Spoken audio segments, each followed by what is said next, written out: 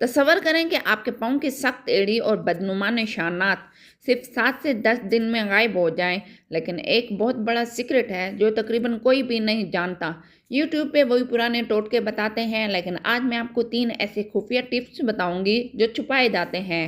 तैयार हो, चलो शुरू करते हैं। पहला खुफिया टोटका, सुर्ख प्याज कस्टर्ड ऑयल। सुर्ख प्याज में क्वरसेटिन नामी कुदरती एंटीऑक्सीडेंट होता है जो मुर्दा खुलिया को आहिस्ता से ख़त्म करता है।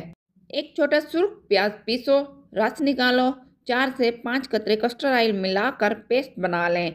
रात को लगाएं, जुराबें पहन लें और सुबह पाँव धो लें। जादुई फ़र्क।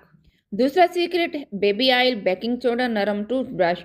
1 चम्मच बेकिंग सोडा में 1 से 2 चम्मच बेबी ऑयल मिलाकर पेस्ट बनाओ। 5 मिनट गर्म पानी में भिगो।